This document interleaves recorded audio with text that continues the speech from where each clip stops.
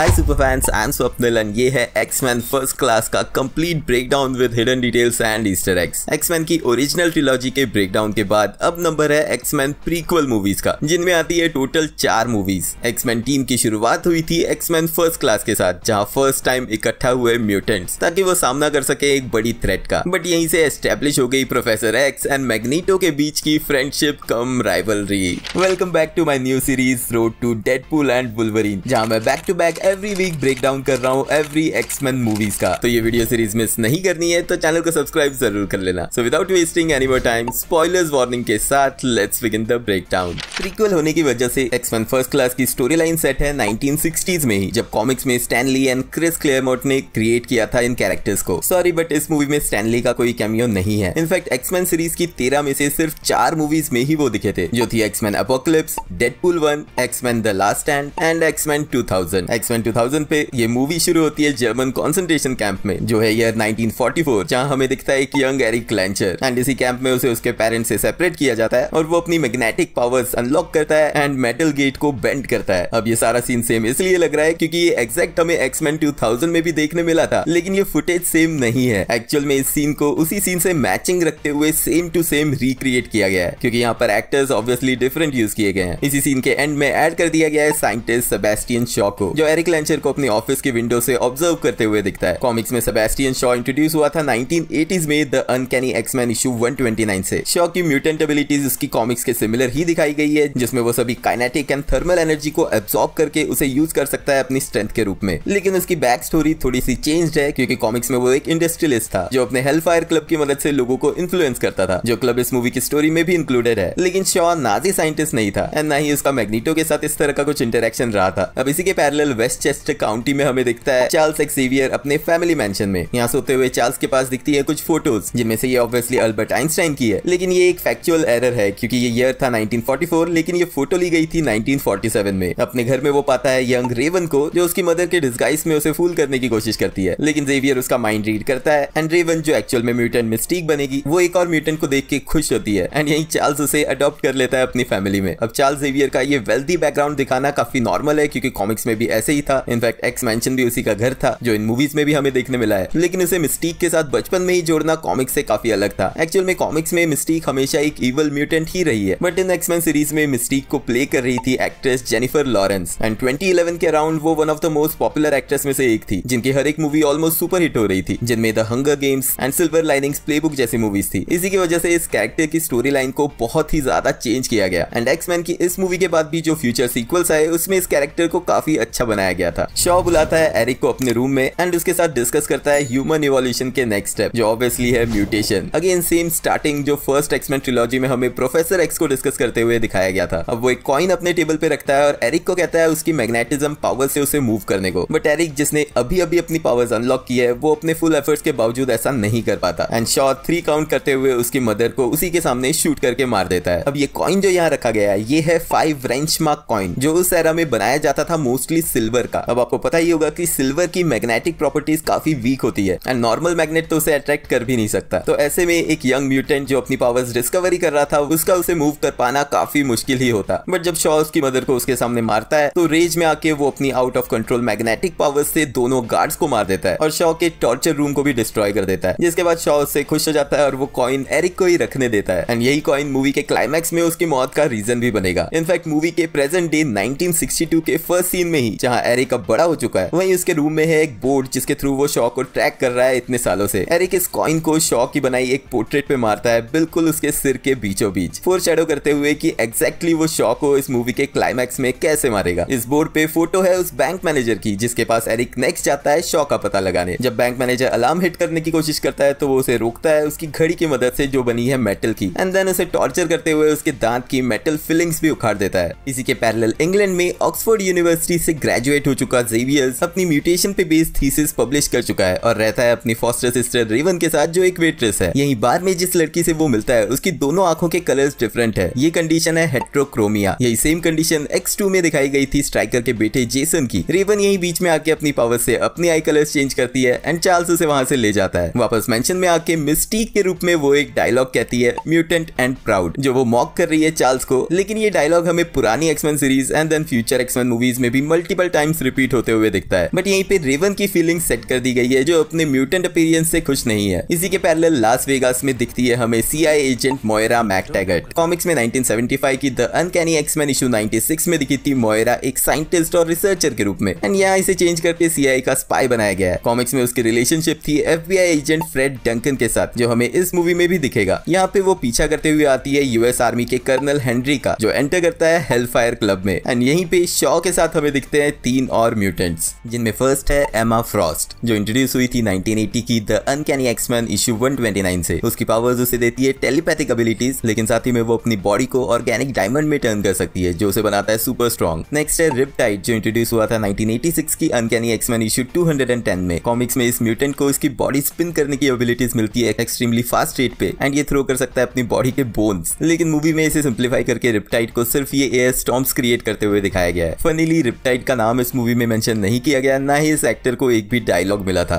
लेकिन third mutant है अज़ाज़ल, जो कॉमिक्स में इंट्रोड्यूस हुआ था 2003 की अनकैनी एक्समैन इशू 428 में। अज़ाज़ल की पावर्स है टेलीपोर्टेशन, एंड इस कैरेक्टर को यहाँ प्ले किया एक्टर जेसन फ्लेमिंग ने। यस, यही सेम एक्टर इस कैरेक्टर को पोर्ट्रे करते हुए देखेंगे डेडपूल एंड वुल्वरीन में, जो बाय द वे हमने ट्रेलर ब्रेकडाउन में स्पॉट किया था। अगर आपने वो वीडियो नहीं देखा है तो कार्ड से जरूर चेकआउट करना। इस रूम में भी बैकग्राउंड में प्ले होने वाला म्यूजिक है लव एंड रोज, वही सेम सॉन्ग जो मूवी के फर्स्ट सीन में शॉ के रूम में प्ले हो रहा था। यहाँ शॉ कर्नल हेनरी को थ्रेटन करता है कि US न्यूक्लियर मिसाइल्स टर्की में इंस्टॉल करे। यहीं से शॉ का प्लान थोड़ा क्लियर होता है, जहाँ वो चाहता है कि कंट्रीज न्यूक्लियर वॉर करें एंड ह्यूमैनिटी टोटली खत्म हो जाए, जिससे म्यूटेंट्स ही इस अर्थ पे रूल करेंगे। अज़ाज़ल इस ऑफिसर को टेलीपोर्ट करके ले जाता है US के वॉर रूम में, जहाँ वो अपनी गवर्नमेंट को कन्विंस करता है न्यूक्लियर मिसाइल्स को टर्की में इंस्टॉल करने के लिए। एरिक पहुंचता है अर्जेंटीना, जहाँ एक बार में वो और 2 नाजी ऑफिसर्स को मारता है। इस बार में दिखती है एक फोटो जिसपे लिखा है कैस्पर्टीना, यही वो याच है जिसपे नेक्स्ट सीन में शॉ दिखता है। यहीं पे शॉ मिलता है कर्नल हेनरी से, एंड जब वो हेनरी को उसके पैसे देने से मना करता है तो हेनरी एक ग्रेनेड निकालता है और शॉ को थ्रेटन करने की कोशिश करता है। बट शॉ उसके हाथ से ग्रेनेड लेके खुद पिन पुल करता है और उसके ब्लास्ट की एनर्जी एब्सॉर्ब करके हेनरी पे टैप करके ग्रेनेड की एनर्जी उसकी बॉडी में डाल के उसे ब्लो कर देता है। वहीं दूसरी तरफ चार्ल्स से मिलती है मोयरा, जो उसकी मदद लेना चाहती है शॉ एंड उसके म्यूटेंट्स को रोकने के लिए। वो जेवियर्स एंड रेवन को लेके जाती है CIA हेडक्वार्टर्स में, जहाँ पे चार्ल्स की प्रेजेंटेशन में हमें दिखता है एक एक्स जीन का डायग्राम, जो एक्चुअल में सेम है एक्समैन 2000 के लोगो से मैचिंग। इसी रूम में राइट में बैठा है विलियम स्ट्राइकर सीनियर, जो फादर है फ्यूचर में आने वाले विलियम स्ट्राइकर का, वही जो एक्सपेरिमेंट करेगा वुल्वरीन पे। इसी रूम में एक और कैरेक्टर है जिसे प्ले किया एक्टर ओलिवर प्लैट ने। इस कैरेक्टर को इस मूवी में नाम नहीं दिया गया, लेकिन ये बाद में कंफर्म किया गया था कि ये है एजेंट फ्रेड डंकन, कॉमिक्स का वही FBI एजेंट जो म्यूटेंट्स की हेल्प करता दिखा था। अब CIA के लोग तभी कन्विंस होते हैं जब रेवन उनके सामने स्ट्राइकर का फॉर्म लेती है। एक्समैन यूनाइटेड में उस टाइम की रेवन ने भी विलियम स्ट्राइकर का फॉर्म लिया था उसके बेटे जेसन को फूल करने के लिए। जब इन्हें एक कोवर्ट फैसिलिटी में ले जाने का ऑर्डर दिया जाता है तो उससे पहले चार्ल्स शॉ को ढूंढने जाता है, एंड ये चीज वो कम्युनिकेट करता है टेलीपैथिकली मोयरा के साथ, जहाँ वो उसके आसपास के सभी लोगों को फ्रीज कर देता है। यही सेम चीज एक्समैन यूनाइटेड में उसने इस म्यूजियम सीन में की थी। दूसरी तरफ एरिक भी शॉ को ट्रैक करते हुए उस याच पे पहुंचता है, लेकिन शॉ एक सबमरीन की मदद से वहां से भाग निकलता है, जिसे रोकने की नाकाम कोशिश करते हुए एरिक को रोकता है एक्सेवियर और उसे डूबने से बचाता है। कॉमिक्स में चार्ल्स और एरिक की फर्स्ट मीटिंग हुई थी इजराइल में, जो देखने मिली थी 1982 की अनकैनी एक्समैन इशू 161 में। यहाँ दोनों ही वॉलंटियर कर रहे थे एक साइकेट्रिक हॉस्पिटल में, जो हॉलोकॉस्ट सर्वाइवर्स की हेल्प कर रहा था। सबमरीन के इस सीन में शॉ पहनता है उसका हेलमेट, जो उसे बना के दिया है रशियंस ने, एंड यही हेलमेट ब्लॉक करता है टेलीपैथ्स को उसका माइंड रीड करने से। ये सेम हेलमेट मैग्नीटो इस मूवी के एंड में लेगा, एंड देन आगे जाके ये उसी का हो जाएगा। इसी सबमरीन में टीवी के बाजू में हमें दिखता है एक रील टू रील मशीन। ये मशीन है रेवॉक्स कंपनी का A77 मॉडल, जो क्रिएट हुआ था 1967 में, एंड इस मूवी की टाइमलाइन 1962 के हिसाब से ये एग्जिस्ट नहीं करना चाहिए था। चार्ल्स, एरिक और रेवन पहुंचते हैं CIA फैसिलिटी में, जहां वो मिलते हैं हैंक मैकॉय से, एक और म्यूटेंट जिसे जेवियर्स एक्सीडेंटली रिवील करता है। हैंक मैकॉय एके बीस्ट ओरिजिनल एक्समैन की टीम में से ही था, ऑल्दो यहाँ उसकी स्किन अभी ट्रांसफॉर्म नहीं हुई है, जो आगे चल के होगी, बट उसकी पावर्स में कॉमिक्स के similar he super smartness and beast level strength आती है। उसी रात एरिक शॉ की फाइल लेके भागने की कोशिश करता है, बट चार्ल्स उसे रोकता है ये कह के कि वो उसकी हेल्प कर सकता है। इसी तरह की बात प्रोफेसर एक्स ने फर्स्ट एक्समैन मूवी में वुल्वरीन को भी कही थी। अब हैंक और जेवियर मिलकर क्रिएट करते हैं प्रोटोटाइप सेरेब्रो, जो उनकी हेल्प कर सकता है म्यूटेंट्स को लोकेट करने में, ताकि वो रिक्रूट कर पाए उन्हें इस टीम में। ये सेरेब्रो एक डोम शेप्ड रूम में है, जो आगे चल के सेरेब्रो रूम का शेप भी बनेगा। जब चार्ल्स फर्स्ट टाइम सेरेब्रो को यूज करता है तो हमें क्विक फ्लैशेस में देखने मिलते हैं कुछ म्यूटेंट किड्स भी, जिनमें एक यंग स्टॉर्म एंड एक यंग साइक्लॉप्स भी है। अब इस टीम में रिक्रूट करते हैं वो 4 मेंबर्स, जो है शॉन कैसिडी एके बैंशी। ये कैरेक्टर 1967 की द एक्समैन इशू 28 में अपीयर हुआ था। उसकी पावर्स में super human powerful lungs, throats and vocal cords आते हैं, जो सोनिक स्क्रीम क्रिएट करते हैं। सेकंड है एलेक्स समर एके हैवोक, जो 1969 की एक्समैन इशू 54 में दिखा था। वो एक्चुअल में साइक्लॉप्स का ब्रदर है, एंड उसकी पावर्स है कॉस्मिक एनर्जी को एब्सॉर्ब करके एनर्जी वेव्स क्रिएट करना जो सर्कुलर फॉर्म में जाती है। लेकिन इस मूवी में एलेक्स और स्कॉट समर्स का रिलेशन नहीं दिखाया गया है। थर्ड मेंबर है एंजल सेल्वेडोर, जो दिखी थी 2001 की न्यू एक्समैन इशू 118 में। एंजल की एबिलिटीज में उसके विंग्स है जो उसे फ्लाइट देते हैं एंड साथ ही वो प्रोड्यूस कर सकती है ये कोरोसिव एसिड ब्लास्ट जो सभी सब्सटेंसेस को मेल्ट कर सकते हैं। एंड फोर्थ मेंबर है डार्विन, जो कॉमिक्स में इस टीम का सबसे न्यूएस्ट मेंबर है एंड इंट्रोड्यूस हुआ था 2006 की एक्समैन डेडली जेनेसिस इशू 2 में। कॉमिक्स में डार्विन की पावर्स है रिएक्टिव इवोल्यूशन, यानी कि उसकी बॉडी किसी भी सिचुएशन या एनवायरमेंट को अडॉप्ट कर लेती है, जिसका मतलब है वो किसी भी सिचुएशन में सर्वाइव कर सकता है। एंड कॉमिक्स में वो ओमेगा लेवल पे भी रहा है, बट इस मूवी में इसे ओवर पावर ना दिखाने के लिए काफी इजीली और जल्दी मार दिया गया था। अब इसी रिक्रूटिंग प्रोसेस के बीच चार्ल्स और एरिक पहुंचते हैं एक बार में, जहां वो मिलते हैं लोगन यानी कि वुल्वरीन से। ऑफ कोर्स यहाँ पर ह्यू जैकमैन ने ये epic cameo and dialogue deliver किया था।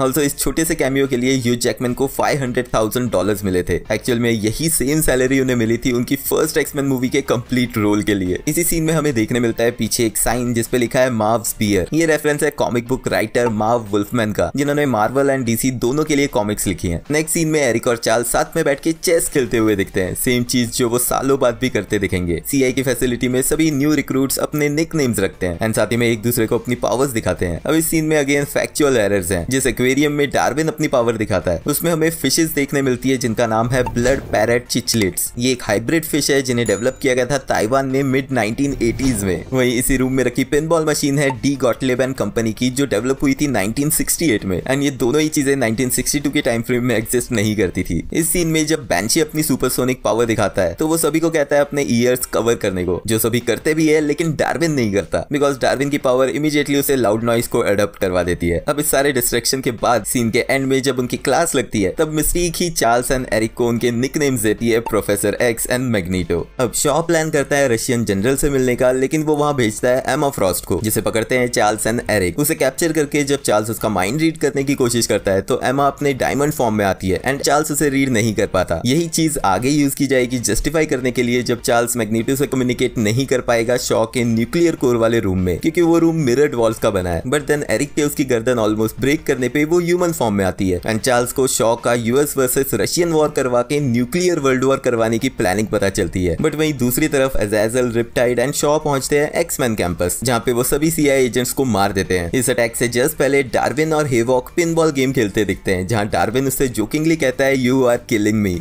Jesus man, you are killing me. अब सैडली इस सीन के एंड में हेवॉक की एनर्जी से ही शॉ डार्विन को मारता है। अपनी स्पीड से शॉ एंजल को अपनी तरफ कर लेता है एंड उनके जाने से जस्ट पहले डार्विन उस पर अटैक करने की कोशिश करता है, बट सैडली वो मारा जाता है। जब चार्ल्स और एरिक वापस आते हैं तो इस डिस्ट्रॉयड फैसिलिटी की वजह से चार्ल्स उन्हें ले जाता है अपने मैंशन उनकी ट्रेनिंग कंटिन्यू करने के लिए। चार्ल्स का यही मैंशन आगे चल के बनेगा एक्समैन स्कूल। अब शुरू होती है म्यूटेंट की ट्रेनिंग एंड इन्हीं ट्रेनिंग सीन्स में से एक में जब एरिक चार्ल्स को पॉइंट ब्लैंक शूट करने को बोलता है तो चार्ल्स ऐसा नहीं कर पाता, बट एरिक कहता है कि वो ऐसे बुलेट्स इजीली डिफ्लेक्ट कर सकता है। ये सीन कॉल बैक है एक्समैन 2000 के इस सीन का, जब रेलवे स्टेशन के बाहर मैग्नीटो ने ऐसे ही किया था एक पुलिसमैन को शूट करके। लेकिन साथ में यही फोरशैडो करता है इस मूवी के क्लाइमैक्स को, जब एरिक को शूट किया जाएगा एंड वो सच में बुलेट्स को डिफ्लेक्ट कर लेगा। यही ट्रेनिंग मोन्टाज में सभी यंग म्यूटेंट्स ट्रेन होते हैं एंड पैरेलल एरिक रेवन को अपने नेचुरल फॉर्म को हाइड करने से रोकता है, बट बीस्ट उसके एंड रेवन के लिए क्रिएटेड एक एक्सपेरिमेंट इंजेक्शन ले लेता है एंड उसे मिलता है उसका कॉमिक्स एक्यूरेट बीस्ट फॉर्म। इन्हीं में से एक सीन में जब मैग्नीटो रेवन से पूछता है कि वो रियल रेवन देखना चाहता है तो वो पहले फॉर्म लेती है एक्ट्रेस रिबेका रॉम्जन का, जिस एक्ट्रेस ने प्ले किया था मिस्टीक के कैरेक्टर को फर्स्ट एक्समैन ट्रिलॉजी में। ऑल्सो यस, यही वो मीम टेम्पलेट है जो मल्टीपल टाइम्स हमने देखी है एरिक के इसी कोट के साथ। यहाँ रशियन मिसाइल्स क्यूबा ले जाने पे यूएस की तरफ से भी वॉरशिप्स भेजी जाती है। एक्समैन भी हैंक के क्रिएटेड न्यू सूट्स पहन के अपने एक्स जेट से यहाँ पहुंचते हैं शॉ को रोकने। सबमरीन में शॉ एक न्यूक्लियर कोर से खुद को चार्ज करता है, वहीं अज़ाज़ल रशियन मिसाइल वाले क्रू को मार देता है ताकि वो शिप यूएस वाटर में एंटर हो और वॉर शुरू हो पाए। लेकिन ज़ेवियर्स अपनी पावर्स यूज करके एक रशियन शिप के थ्रू ही उस रशियन मिसाइल शिप को डिस्ट्रॉय कर देता है, जिससे यूएस रशियन टेंशन खत्म होता है। देन एरिक अपनी मैग्नेटिक पावर्स यूज करके शॉ की सबमरीन को पानी से बाहर निकालता है, लेकिन रिपटाइड के अटैक से जेट और सबमरीन क्रैश लैंड होते हैं एक आइलैंड पे। यहाँ जब जेट क्रैश होता है तो मैग्नीटो प्रोफेसर एक्स को बचाता है खुद ही एक ह्यूमन मैग्नेट बनके। अब फेस ऑफ होता है एक्समैन एंड शॉ की टीम का, जिसमें एक मोमेंट पे एलेक्स अज़ाज़ल की वजह से एक रशियन शिप पे गिरता है एंड बैंशी आर्ची उसे बचाने आता है, जिसे देख के एलेक्स अपने कान बंद करता है। ये कॉल बैक है उस सीन का जब उसने अपनी पावर्स दिखाते टाइम उन्हें यही करने को कहा था। एरिक फाइनली उस रूम में पहुंच जाता है जहाँ शॉ है एंड ट्रिक करके उसका हेलमेट निकाल देता है, जिससे जेवियर्स उसका कंट्रोल ले पाता है। फिर एरिक उसी का हेलमेट पहन के उसे उसी कॉइन से, जिस कॉइन को मूवी के स्टार्टिंग में शॉ ने उसे मूव करने को कहा था, 3 तक काउंट करके उसी कॉइन को शॉ के हेड के थ्रू निकाल के शॉ को एग्जीक्यूट करता है, ठीक उसी तरह जैसे शॉ ने उसकी मदर को किया था। इस सीन को शॉ एंड चार्ल्स दोनों के पॉइंट ऑफ व्यू से दिखाया गया है, जहाँ शॉ स्टिल है एंड चार्ल्स उसके पेन को फील करते हुए चिल्लाता है। अब यूएस एंड रशियन आर्मी इस आइलैंड को टारगेट करती है म्यूटेंट्स को मारने के लिए, एंड जब सभी मिसाइल्स यहाँ आती है एरिक उन्हें रोकता है और टर्न करता है वापस उनकी तरफ। यही सेम चीज फर्स्ट एक्समैन मूवी ने मैग्नीटो ने की थी इन कॉप्स की गन्स के साथ। जब चार्ल्स एंड एक्समैन एरिक को रोकने की कोशिश करते हैं तो वो उन्हें उनकी कॉस्ट्यूम के मेटल की वजह से पीछे नॉक कर पाता है, सिवाय रेवन के। मे बी बिकॉज वो जानता है कि वो उसकी तरफ है, या फिर बिकॉज उसका आउटफिट शायद रियल नहीं है और उसके अपीयरेंस का ही पार्ट है। यही जब चार्ल्स एरिक को डिस्ट्रैक्ट करता है तो मोइरा उसे शूट करती है, लेकिन एरिक क्विकली वो बुलेट्स डिफ्लेक्ट करता है, जिनमें से एक लगती है चार्ल्स को, एंड एरिक के डिस्ट्रैक्ट होते ही मिसाइल शिप को हिट करने से पहले ही फट जाती है। गुस्से में एरिक मोइरा को स्ट्रैंगल करके मारने की कोशिश करता है, बट चार्ल्स उसे रोक देता है। लेकिन यहीं से एरिक और चार्ल्स सेपरेट हो जाते हैं और एरिक जाते time Raven, Angel, Riptide and Azazel को अपने साथ ले जाता है। लेकिन जाने से पहले वो देता है इस टीम को उसका न्यू नेम ब्रदरहुड, जो ऑफ कोर्स रेफरेंस है कॉमिक्स की ब्रदरहुड ऑफ इवल म्यूटेंट्स की टीम का। उनके जाने के इमीडिएट बाद चार्ल्स रियलाइज करता है कि वो अपने पैर फील नहीं कर सकता, मीनिंग यही रीजन है उसके पैरालाइज होने का। लेकिन फिर ये सीन टाइमलाइन को कन्फ्लिक्ट करता है, क्योंकि अगर चार्ल्स इसी मोमेंट पे पैरालाइज हो गया था तो एक्समैन द लास्ट स्टैंड के स्टार्टिंग के उस सीन में जहां यंग चार्ल्स और Erik first time young Jean से मिलने गए थे, वहां उसे चलते हुए कैसे दिखाया गया है। तो इस चीज का आंसर हमें X Men days of future past में मिलता है, जहां हैंक ने एक सीरम क्रिएट किया था जो चार्ल्स की पावर्स खत्म कर देता है, लेकिन उसे चलने की एबिलिटी देता है। बट नेक्स्ट सीन में ही चार्ल्स हमें दिखता है व्हील चेयर पे, जिसके व्हील्स पे बना है वही एक्स का साइन, एंड सभी यंग म्यूटेंट्स वापस आते हैं चार्ल्स के मैंशन में, जिसे आगे चल के वो बनाएगा एक्समैन स्कूल। यही मोइरा उसकी देखभाल करती है और वो उसे प्रॉमिस करती है कि वो स्कूल की लोकेशन सीआई को नहीं बताएगी, बट एक्समैन के बेटर फ्यूचर के लिए वो उसे किस करते टाइम उसकी मेमोरीज इरेज कर देता है। लास्ट सीन में एरिक एमा फ्रॉस्ट को सीआई हेडक्वार्टर से छुड़ाने जाता है, एंड तब वो दिखता है उसकी न्यू यूनिफॉर्म में, जहां उसका हेलमेट भी रेड पेंटेड है। एंड फाइनली यही वो खुद एक्सेप्ट करता है वो नाम जो हमें अगले पार्ट्स में भी सुनने मिलेगा, Magneto. Without any end credit scene ये मूवी यहीं खत्म होती है। मूवी का ब्रेकडाउन विद हिडन डिटेल्स आपको कैसा लगा वो कमेंट्स में जरूर बताना। ऑल्सो जो भी कमेंट्स में टाइम स्टैम्प ऐड करेगा वो कमेंट मैं पिन भी कर दूंगा, तो कर देना जो भी इसमें स्किल्ड है। अब अच्छे बच्चों की तरह एंड स्क्रीन से रेकमेंडेड वीडियो जरूर चेकआउट करना, एंड वीडियो अगर एंड तक देख रहे हो तो लाइक भी कर देना, क्योंकि वो एकदम फ्री है। मिलते हैं नेक्स्ट वीडियो में।